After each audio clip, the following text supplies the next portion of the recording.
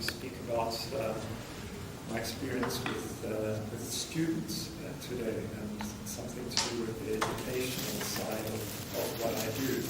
I must confess that the educational side, I think, has a great deal to do for me with the research side as well. I've been teaching now for about 7 years here, I think, or more, probably more.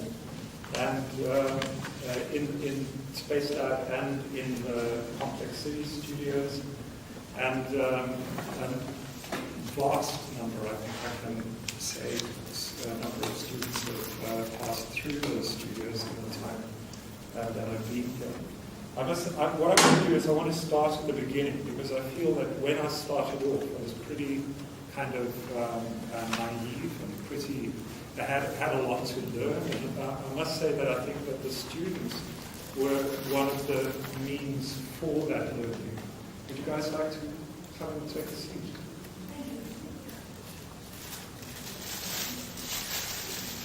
And in the studio itself, a kind of position or a kind of a way of working was developed over the years, which I must say I'm still working on. This way of working has developed somewhat beyond space syntax, but it started with space syntax.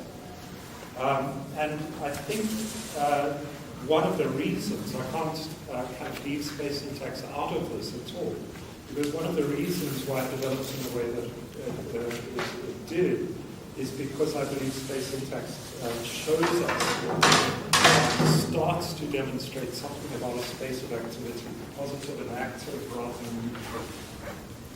So it starts to kind of get beyond space as just representation, or space as just a kind of flat surface on which there's a datum or an indexing system on which we put things.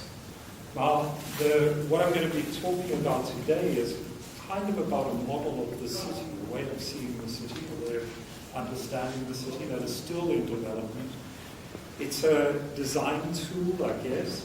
It's kind of branched out because the issues that became apparent with talking about this model of the city started to contradict or to question or to throw up other alternatives to kind of prevailing ways of doing things.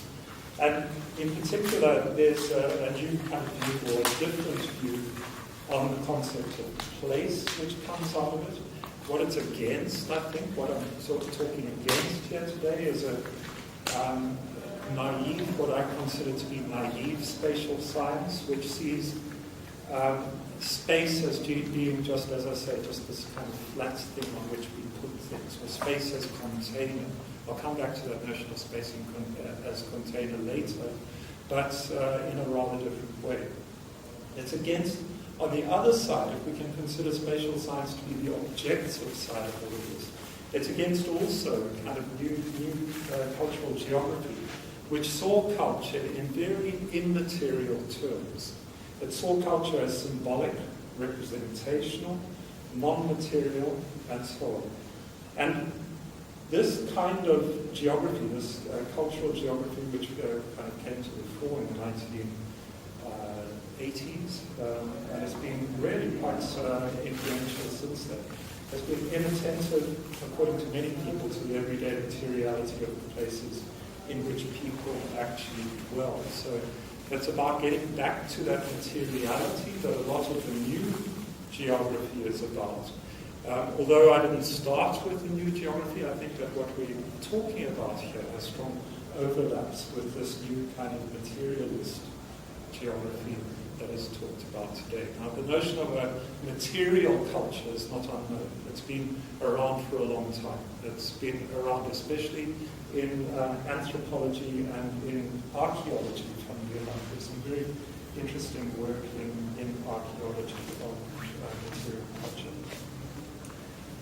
The first thing I want to say is that the space syntax model itself is like a wonderful thing to play with. It starts to throw up things. I'm going to take you through a very selective batch of slides here, which is going to show something about space.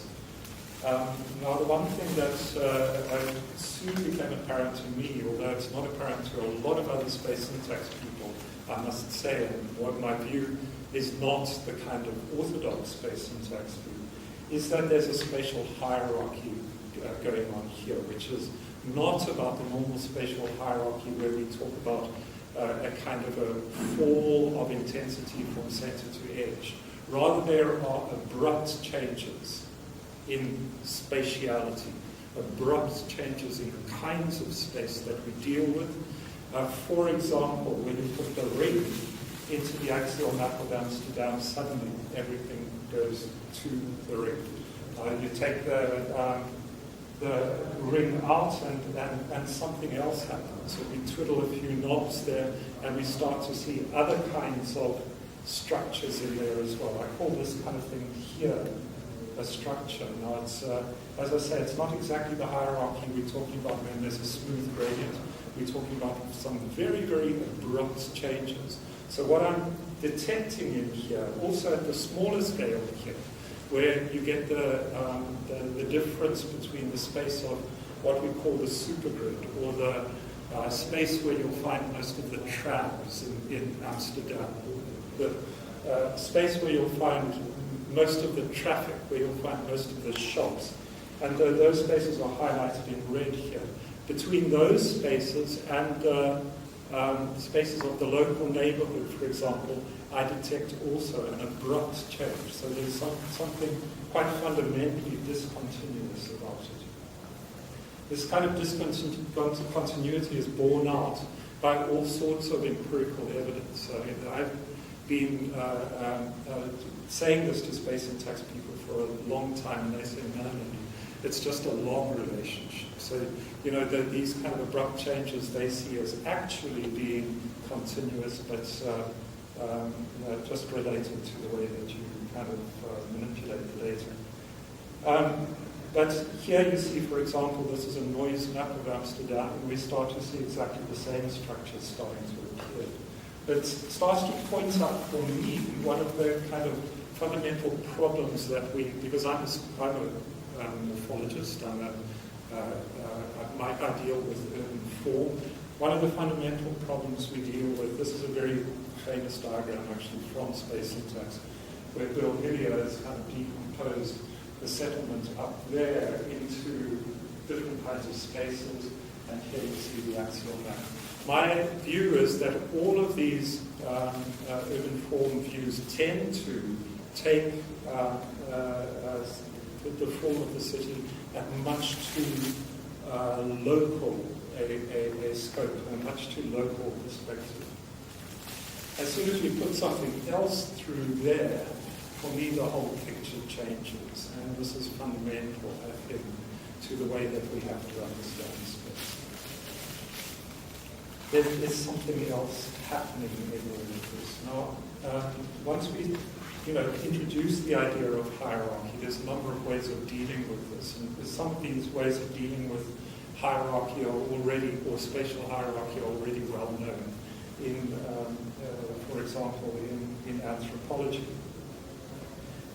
This was from a paper I did many years ago called Neighborhood Spatial Process, and you can see here I'm starting to try and analyze this hierarchy right from the bedrooms out to metropolitan space. I did this with a lady from America called Julia Robinson, who was very interested in houses and how people lived in houses. And we just kind of put our knowledge together and kind of extended it outside of the house as well. She was actually, she stopped her analysis just outside the house. So I picked it up there, and we just used this kind of method